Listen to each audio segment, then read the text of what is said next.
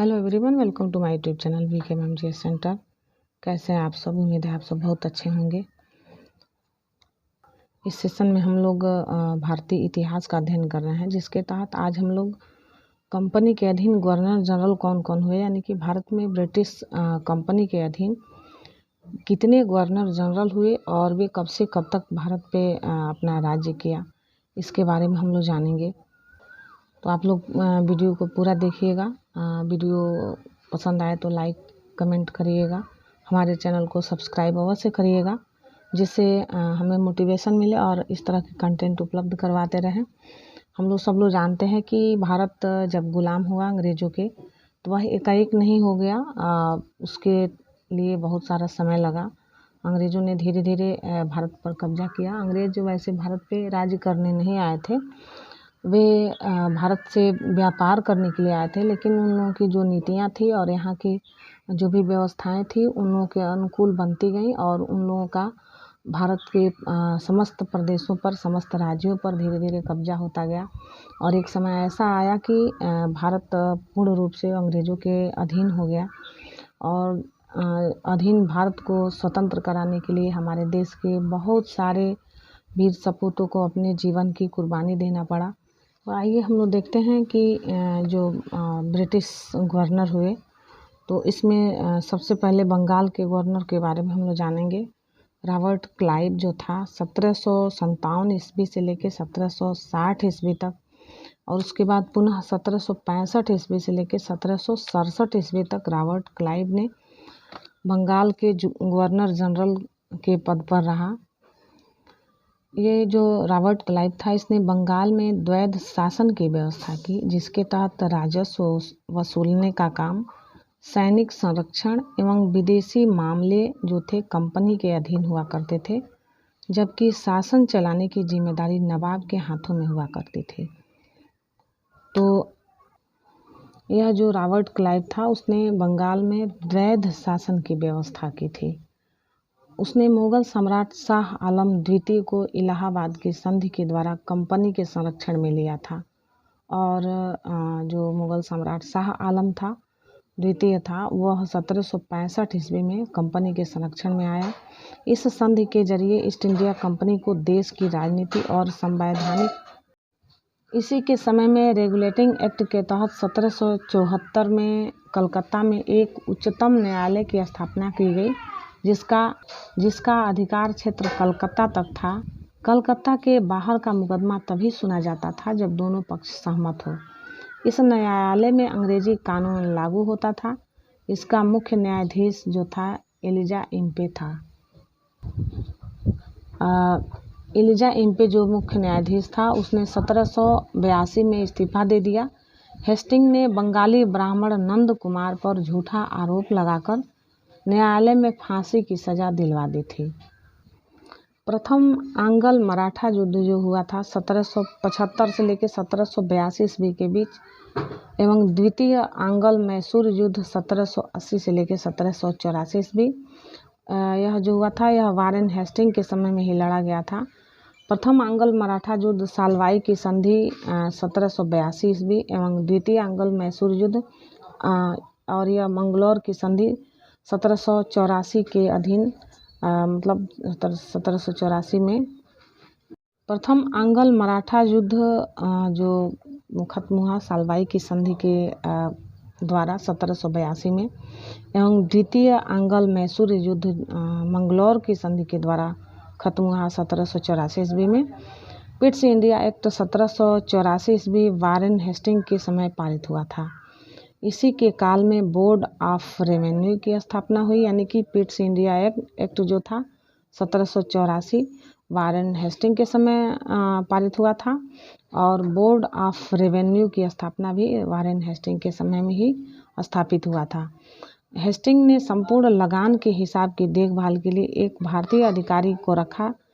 भारतीय अधिकारी जो था राय रायन की नियुक्ति की थी। इस पद को प्राप्त करने वाला पहला भारतीय जो था वह राजा बल्लभ था।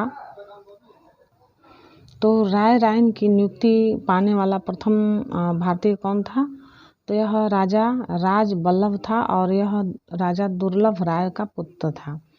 पिट्स इंडिया एक्ट 1784 ईस्वी के विरोध में इस्तीफा देकर जब वारेन हेस्टिंग 1785 में फरवरी था 1785 ईस्वी में इंग्लैंड पहुंचा तो वर्क द्वारा उसके ऊपर महाभियोग लगाया गया, परंतु 1795 ईस्वी में इसे आरोपों से मुक्त कर दिया गया था।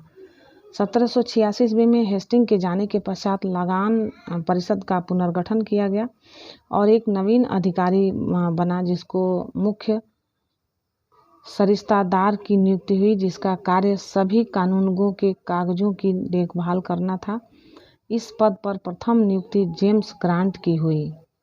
सुरक्षा प्रकोष्ठ नीति जो है रिंग फेंस पॉलिसी, यह वारेन हेस्टिंग से संबंधित है।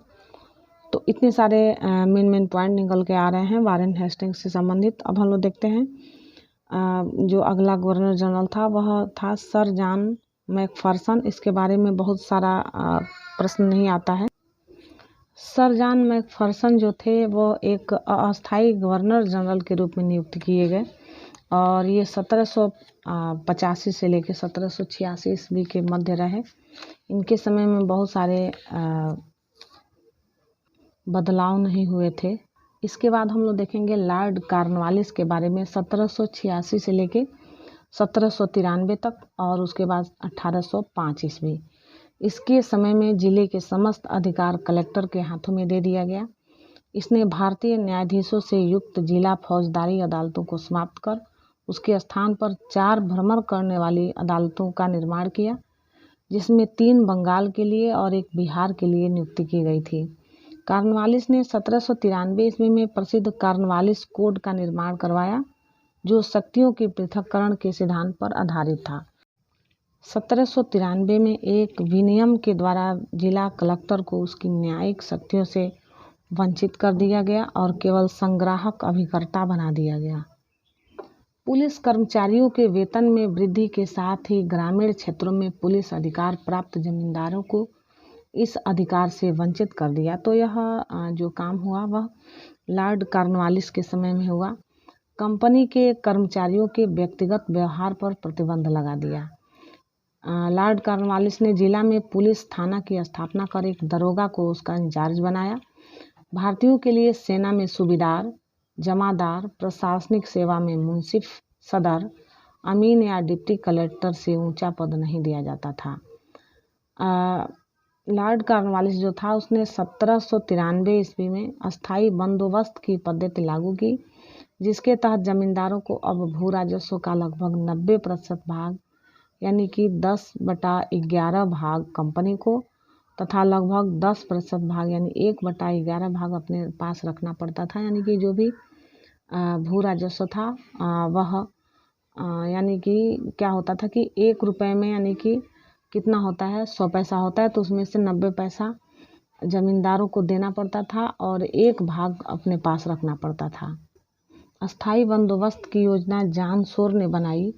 इसे बंगाल, बिहार, उड़ीसा, बनारस एवं मद्रास के उत्तरी जिलों में लागू किया। इसमें जमींदारी जो थी वह भू राजस्व की दर तय करने के लिए स्वतंत्र थे। भू राजस्व वसूलने के लिए 2 व्यवस्थाएं लागू की गई, रैयतवाड़ी एवं महलवाड़ी व्यवस्था। तो रैयतवाड़ी व्यवस्था क्या है, इस जो महलवाड़ी व्यवस्था है और रैयतवाड़ी व्यवस्था इसके बारे में हम लोग जानेंगे।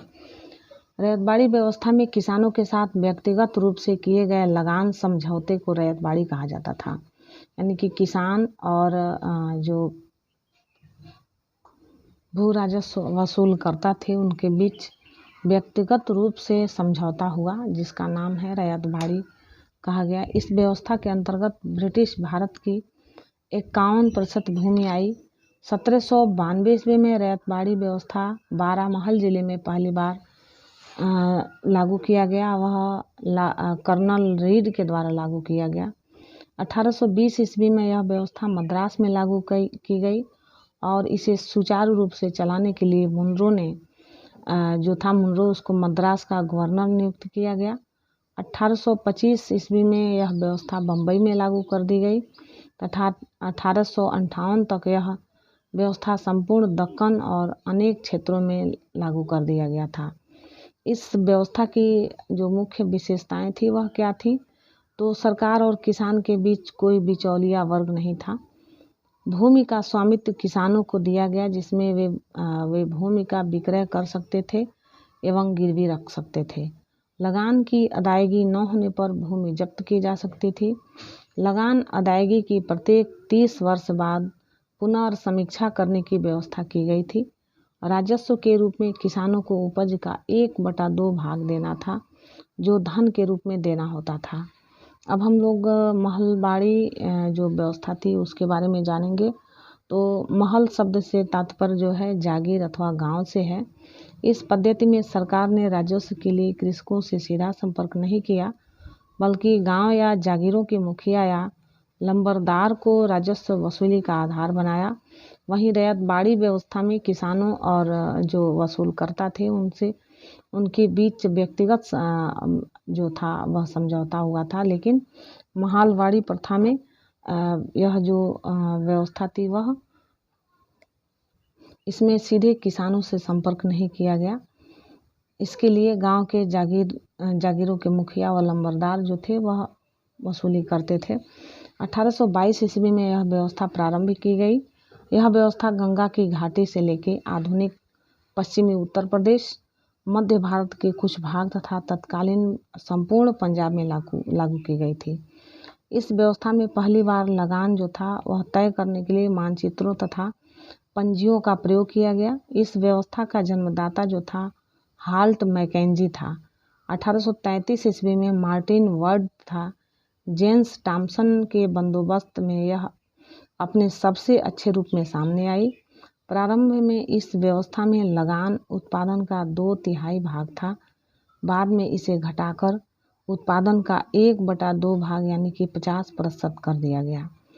भू राजस्व संग्रह की जो विधियां थी वह क्षेत्रफल के आधार पर थी, यानी कि जो जमींदारी था उसमें 51% रैयतबाड़ी प्रथा का था। महलबाड़ी प्रथा में 30% क्षेत्रफल हुआ करता था। और जो पक्ष होते थे तो जमींदारी में पक्ष जो होता था जमींदार होता था। रैयतबाड़ी में जो पक्षदार होता था वो किसान होता था और महलबाड़ी प्रथा में मुखिया या लंबरदार होता था। योजनाकार जो था वह कौन कौन थे, तो जमींदारी प्रथा का जो योजनाकार था वह लॉर्ड कॉर्नवालिस व जॉन शोर था। रैयतबाड़ी जो व्यवस्था थी इसका जो योजनाकार था वह रीड था और टॉमसन मुनरो था। और महलबाड़ी व्यवस्था का जो संस्थापक था वह कौन था, हाल्ट मैकेंजी था। कॉर्नवालिस को भारत में नागरिक सेवा का जनक कहा जाता है। तो इस तरह से प्रश्न पूछा जा सकता है कि भारत में नागरिक सेवा का जनक कौन है, तो कॉर्नवालिस को माना जाता है। इसके बाद हम लोग देखेंगे सर जॉन शोर के बारे में। 1793 से लेकर 98 ईस्वी के मध्य जॉन शोर जो था उसने अहस्तक्षेप नीति अपनाई। इसी के कार्यकाल के दौरान 1795 ईस्वी में बंगाल में नियम 21 के तहत नवजात कन्याओं की हत्या किए जाने की और बाकी हत्याओं के समान ही अपराध घोषित कर दिया गया था। उसके बाद लॉर्ड वेलेस्ली को हम लोग देखते हैं 1798 से लेकर 1805 ईस्वी तक। इसने सहायक संधि की पद्धति शुरू की। भारत में सहायक संधियों का प्रयोग वेलेस्ली के पूर्व फ्रांसीसी गवर्नर डुप्ले ने किया था। सहायक संधि करने वाले राज्य कौन कौन थे, तो इसमें हैदराबाद था 1798 ईस्वी में, मैसूर 1799 ईस्वी में, तंजौर अक्टूबर 1799 ईस्वी में, अवध 1801 ईस्वी में, पेशावर यह था दिसंबर 1802 ईस्वी में, बरार एवं भोसले वह था दिसंबर 1803 ईस्वी में। उसके बाद सिंधिया 1804 ईस्वी में। एवं अन्य सहायक संधि करने वाले राज्य जो थे वह जोधपुर, जयपुर, मच्छेड़ी, बूंदी तथा भरतपुर थे। इंदौर के होलकरों ने सहायक संधि स्वीकार नहीं की थी। टीपू सुल्तान जो था वह चौथे आंग्ल मैसूर युद्ध 1799 में हुआ, इसमें मारा गया था। इसी के शासनकाल के दौरान 1804 ईस्वी में नियम 3 के अंतर्गत शिशुवध को बाकी हत्या की तरह मानते हुए दंड का प्रावधान किया गया था। इसी ने 1800 ईस्वी में कलकत्ता में नागरिक सेवा में भर्ती किए गए युवकों को प्रशिक्षित करने के लिए फोर्ट विलियम कॉलेज की स्थापना की, जो 1854 ईस्वी तक अंग्रेजों को भारतीय भाषाओं की शिक्षा देने के लिए चलता रहा। तो यहाँ पे मुख्य रूप से हम लोग देखेंगे कि फोर्ट विलियम कॉलेज की स्थापना किसके द्वारा की गई, तो वह लॉर्ड वेलेस्ली के द्वारा की गई।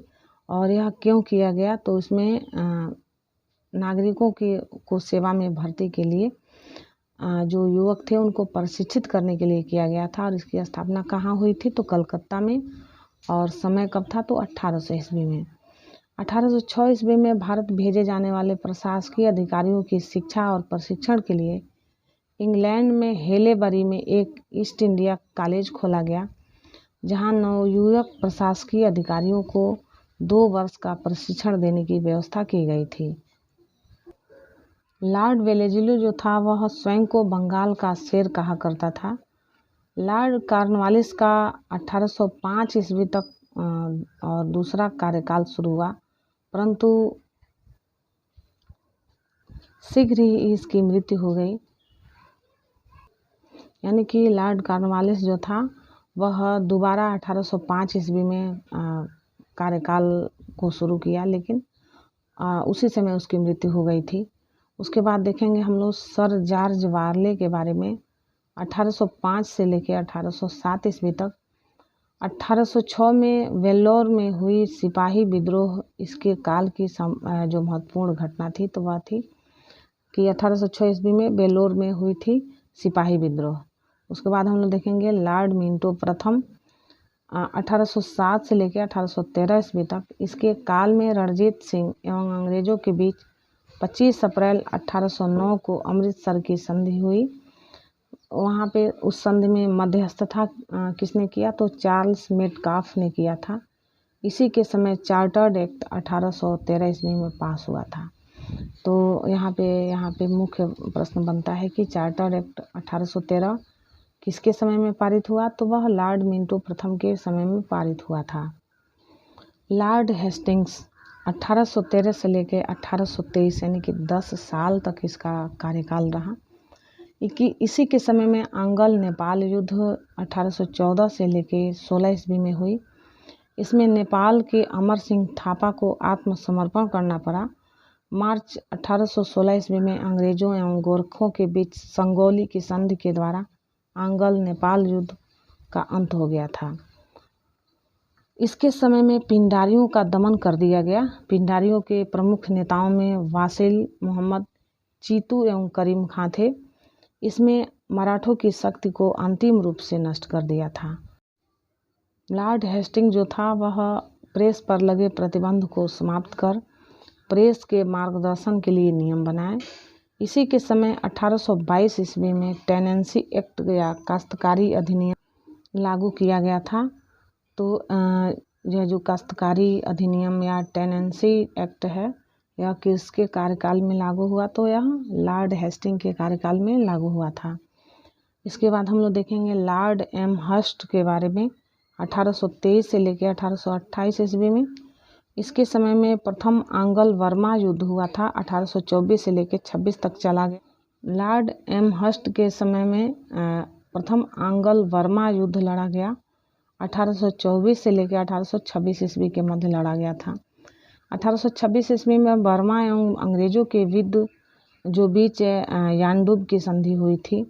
1824 में बैरकपुर का सैन्य विद्रोह भी इसी के समय में हुआ था। अब हम लोग देखेंगे लॉर्ड विलियम बेंटिक के बारे में। 1828 से लेकर 1835 ईस्वी तक यह लॉर्ड विलियम बेंटिक जो था भारत का पहला गवर्नर जनरल हुआ। 1813 ईस्वी में यह मद्रास का गवर्नर बना। इसी के समय 1806 ईस्वी में माथे पर जातीय चिन्ह न लगाने तथा कानों में बालियां न पहनने देने पर वेल्लोर के सैनिकों ने विद्रोह कर दिया था। 1833 ईस्वी में चार्टर एक्ट द्वारा बंगाल के गवर्नर जनरल को भारत का गवर्नर जनरल बना दिया गया। इस प्रकार भारत का पहला गवर्नर जनरल जो था वह लॉर्ड विलियम बेंटिक हुआ। बंगाल का प्रथम गवर्नर जनरल जो था वह वारेन हेस्टिंग था। तो यहाँ पे कंफ्यूज मत होइएगा, यानी कि बंगाल का गवर्नर जनरल वारेन हेस्टिंग और भारत का पहला गवर्नर जनरल कौन था? तो लॉर्ड विलियम बेंटिक था। राजा राम मोहन राय के सहयोग से बेंटिक ने 1829 ईस्वी में सती प्रथा को समाप्त कर दिया। बेंटिक ने इस प्रथा के खिलाफ कानून बनाकर 1829 में धारा 17 के द्वारा विधवाओं के सती होने को अवैध घोषित कर दिया गया था। तो इसके द्वारा ये 2 काम बहुत अच्छा किया गया। सती प्रथा का विरोध करके उसको नियम के तहत लाके उसको विधवा विवाह और सती प्रथा को रोका गया। यह विलियम बेंटिक के समय का बहुत अच्छा सा काम देखने को मिलता है। विलियम बेंटिक के पहले अकबर और मराठा पेशवाओं ने भी सती प्रथा पर रोक लगाने का प्रयास किया था, लेकिन वे सफल नहीं हुए थे। लॉर्ड विलियम बेंटिक जो था, इसने कर्नल स्लीपमैन की सहायता से 1830 ईस्वी में एक ठगी प्रथा को समाप्त कर दिया। ठगी प्रथा जो था, यह ठग देवी काली की पूजा करते थे। यानी कि जो ठग हुआ करते थे वह किसकी पूजा करते थे? तो वह देवी काली की पूजा करते थे। सन 1835 ईस्वी में बेंटिक ने कलकत्ता मेडिकल कॉलेज की स्थापना की। इसी के समय में, यानी कि लॉर्ड विलियम बेंटिक के समय में ही मैकाले की अनुशंसा पर अंग्रेजी को शिक्षा का माध्यम बनाया गया। मैकाले द्वारा कानून का वर्गीकरण भी किया गया। बेंटिक ने 1831 में मैसूर तथा 1834 ईस्वी में कुर्ग एवं मध्य कचेर को हड़प लिया। यानी यह जगह था मैसूर को हड़पा 1831 में, 1834 में कुर्ग और मध्य कचेर नामक जगह को हड़पा था। लॉर्ड विलियम बेंटिक ने भारतीयों को उत्तरदायी पदों पर नियुक्त किया। इसके समय में भारतीयों को प्रदान किया गया जो उच्चतम पद था, वह पद सदर अमीन का कहलाता था, जिसे 700 रुपया प्रति माह तनख्वाह मिलती थी। इसके समय कंपनी के 1833 के चार्टर्ड एक्ट द्वारा यह निश्चित किया गया कि धर्म, जाति, रंग अथवा जन्म के आधार पर किसी व्यक्ति को कंपनी की सेवा में प्रवेश करने से रोका नहीं जाएगा। इसने शिशु बालिका की हत्या पर भी प्रतिबंध लगाया। तो चार्ल्स मेटकाफ 1835 से लेकर 1836 ईस्वी तक, इसने अपने 1 वर्ष के कार्यकाल में प्रेस पर से नियंत्रण हटाया। इसलिए इसे भारतीय प्रेस का मुक्तिदाता कहा जाता है। तो भारतीय प्रेस का मुक्तिदाता किसे कहा जाता है? तो वह चार्ल्स मेटकाफ को कहा जाता है। अब हम लोग लॉर्ड ऑकलैंड के बारे में जानेंगे। 1836 से लेकर 1842 ईस्वी तक, इसके समय की सबसे महत्वपूर्ण घटना जो है वह है प्रथम एंग्लो अफगान युद्ध। और यह प्रथम एंग्लो अफगान युद्ध जो था 1839 से लेकर 42 तक चला था। 1839 ईस्वी में इसने कलकत्ता से दिल्ली तक ग्रैंड ट्रंक रोड का मरम्मत करवाया। इसी के समय में भारतीय विद्यार्थियों को डॉक्टरी की शिक्षा के लिए विदेश जाने की अनुमति ब्रिटिश संसद से प्रदान की गई थी। इसके बाद हम लोग देखते हैं लॉर्ड एलिनबरो 1842 से लेकर 1844 ईस्वी तक। इसके समय में प्रथम एंग्लो अफगान युद्ध समाप्त हो गया था। तो जो प्रथम एंग्लो अफगान युद्ध शुरू हुआ वह किसके समय में शुरू हुआ? तो लॉर्ड ऑकलैंड के समय में हुआ। और समाप्त कब हुआ? तो लॉर्ड एलिनबरो के समय में समाप्त हुआ। सिंध को इसने अगस्त 1843 ईस्वी में पूर्ण रूप से ब्रिटिश साम्राज्य में मिला लिया। सिंध विजय के विषय में नेपियर का कथन है कि वह अफगानी तूफान की पूंछ थी। दास प्रथा का उन्मूलन जो था वह लॉर्ड एलिनबरो के समय में हुआ था। 1843 के एक्ट 5 के द्वारा जो दास प्रथा थी इसका उन्मूलन किया गया था। रविवार की छुट्टी की शुरुआत 1843 ईस्वी में हुई थी। इसके बाद हम लोग देखेंगे लॉर्ड हार्डिंग के बारे में। लॉर्ड हार्डिंग का जो समय था 1844 से लेकर 1848 ईस्वी तक, इसके काल की सबसे महत्वपूर्ण घटना जो थी वह है प्रथम एंग्लो सिख युद्ध 1845 से लेकर 1846 ईस्वी तक। इसमें अंग्रेज विजयी हुए थे। लॉर्ड हार्डिंग जो था इसने नरबली प्रथा पर प्रतिबंध लगाया था। अब हम लोग लॉर्ड डलहौजी के बारे में जानेंगे। 1848 से लेकर 1856 ईस्वी तक द्वितीय एंग्लो सिख युद्ध 1848 से लेकर 49 तक हुआ। यह पंजाब तथा ब्रिटिश शासन में विलय हुआ 29 मार्च 1849 को। जगत प्रसिद्ध सिख राज्य का प्रसिद्ध हीरा जो था कोहिनूर, यह महारानी विक्टोरिया को भेजा गया था। द्वितीय अंगल सिख युद्ध के दौरान 3 युद्ध लड़े गए। प्रथम रामनगर का युद्ध 16 नवंबर 1848 ईस्वी को, ये अनिर्णित रहा। दूसरा चिलियावाला का युद्ध हुआ 13 जनवरी 1849 ईस्वी को, यह भी अनिर्णित रहा। दूसरा युद्ध हुआ गुजरात नामक स्थान पर हुआ 12 मार्च 1849 ईस्वी को हुआ। यह गुजरात चिनाव नदी के किनारे था, जिसमें सिख बुरी तरह से पराजित हुए थे। द्वितीय अंगल बर्मा युद्ध और 1852 ईस्वी में लोअर बर्मा एवं पीगू के पीगू अंग्रेजी राज्यों में मिला लिया गया था। डलहौजी ने सिक्किम पर 2 अंग्रेज डॉक्टरों के साथ दुर्व्यवहार का आरोप लगाकर सन 1850 ईस्वी में उस पर अधिकार कर लिया। 1852 में एक इनाम कमीशन की स्थापना की गई। इसका उद्देश्य भूमि कर रहित जागीरों का पता करके उन्हें छीनना था। डलहौजी का शासनकाल उसके व्यपगत सिद्धांत के कारण अधिक याद किया जाता है। इस नीति के तहत अंग्रेजी साम्राज्य में विलय किए गए राज्य जो थे वह कौन कौन थे, तो इसमें सर्वप्रथम सतारा जो था वह 1848 ईस्वी में, जैतपुर जो था बुंदेलखंड का और संभलपुर उड़ीसा का 1849 ईस्वी में, बाघट नामक यह स्थान हिमाचल प्रदेश का 1850 ईस्वी में, उदयपुर मध्य प्रदेश का 1852 ईस्वी में, झांसी 1853 ईस्वी में, नागपुर 1854 ईस्वी में अंग्रेजी साम्राज्य में विलय कर दिया गया था। 1856 ईस्वी में अवध को कुशासन का आरोप लगाकर अंग्रेजी राज्य में मिला लिया गया। उस समय अवध का नवाब जो था वह बाजिद अली शाह था। 18वीं शताब्दी में अवध राज्य का संस्थापक जो था वह सआदत खां था। 1856 ईस्वी में तोपखाने के मुख्यालय को कलकत्ता से मेरठ स्थानांतरित किया गया और सेना का मुख्यालय शिमला में स्थापित किया गया।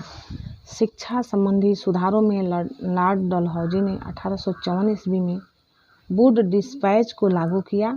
इसके अनुसार जिले में एंग्लो वर्नाक्यूलर स्कूल, प्रमुख नगरों में सरकारी कॉलेजों तथा लॉर्ड कैनिंग के समय में जो 1857 ईस्वी का समय था, इसमें तीनों प्रेसिडेंसियों कलकत्ता, मद्रास एवं बम्बई में एक एक विश्वविद्यालय स्थापित किए गए एवं साथ ही प्रत्येक प्रदेश में एक शिक्षा निदेशक नियुक्त किया गया। डलहौजी को भारत में रेलवे का जनक माना जाता है। इसी के समय भारत में पहली बार 16 अप्रैल 1853 ईस्वी को बम्बई से ठाणे के बीच 34 किलोमीटर प्रथम रेल चलाई गई थी। तो वेरी इम्पोर्टेंट ये जो भी टॉपिक आज हम लोग पढ़ रहे हैं, ये बहुत ही इम्पोर्टेंट पार्ट हैं। इनसे बहुत सारे प्रश्न देखने को मिलते हैं, तो ये जीके के बहुत सारे प्रश्न से मिलते हैं। तो रेलवे का जनक लॉर्ड डलहौजी को माना जाता है। प्रथम रेल कब चली, तो 16 अप्रैल 1853 में चली। किसके समय चली, तो लॉर्ड डलहौजी के समय में चली। कहाँ से कहाँ तक, तो बम्बई से ठाणे तक। और इसकी दूरी कितनी थी, तो 34 किलोमीटर की दूरी थी। 1854 ईस्वी में नया पोस्ट ऑफिस एक्ट पारित हुआ और भारत में पहली बार डाक टिकट का प्रचलन प्रारंभ हुआ। लॉर्ड डलहौजी जो था उसने प्रथम रूप से भारत में पहली बार सार्वजनिक निर्माण विभाग की स्थापना की। इसने सन 1854 ईस्वी में एक स्वतंत्र विभाग के रूप में लोक सेवा विभाग की स्थापना की थी। इसी के समय में 1853 ईस्वी में कलकत्ता एवं आगरा के बीच पहली बार बिजली से संचालित तार सेवा शुरू की गई थी। इसने शिमला और को ग्रीष्मकालीन राजधानी बनाया था। 1853 ईस्वी में चार्टर एक्ट के द्वारा कंपनी के संचालक मंडल से कंपनी के प्रशासनिक अधिकारियों की नियुक्ति का अधिकार वापस ले लिया गया और 1853 ईस्वी से ही अधिकारियों की नियुक्ति के लिए प्रतियोगिता परीक्षा की व्यवस्था की गई, जिसके लिए उम्र सीमा जो थी 1823 वर्ष रखी गई। डलहौजी ने नरबली प्रथा को रोकने का भी प्रयास किया। तो लॉर्ड डलहौजी के समय में बहुत सारे भारत में काम किए गए, लेकिन वह काम जो हुए वो काम वो अपने लिए प्रेरित होकर किया, लेकिन उसका लाभ भारत के लोगों को शिक्षित होने के साथ साथ उनको मिला। सत्येंद्रनाथ टैगोर पहले भारतीय थे जिन्होंने 1863 ईस्वी में इंग्लैंड जो लंदन था यहाँ से सिविल सेवा परीक्षा में सफलता प्राप्त की थी। 1922 ईस्वी में इलाहाबाद भारत एवं लंदन दोनों स्थानों पर साथ साथ सिविल परीक्षा का आयोजन किया गया था। हम लोगों ने इस समय 1757 से लेकर 1856 ईस्वी तक जो भी गवर्नर जनरल रहे भारत में उनके बारे में जाना। यह इसका पहला पार्ट था। अगले वीडियो में हम लोग 1856 से लेके और 1948 तक जिन जिन ब्रिटिश गवर्नर जनरलों ने अपना कार्य किया भारत में, हम लोग इसके अगले पार्ट में जानेंगे। आप लोग वीडियो को पूरा देखिएगा, नेक्स्ट वीडियो भी देखिएगा। उम्मीद है आप लोगों को वीडियो अच्छा लगा होगा। आप लोग ऐसे हंसते मुस्कुराते रहिए, पढ़ते रहिए। फिर भी हम लोग मिलते हैं अगले वीडियो में। हमारी शुभकामनाएं आप सबके साथ हैं। Thanks for watching this video. जय हिंद, वंदे मातरम।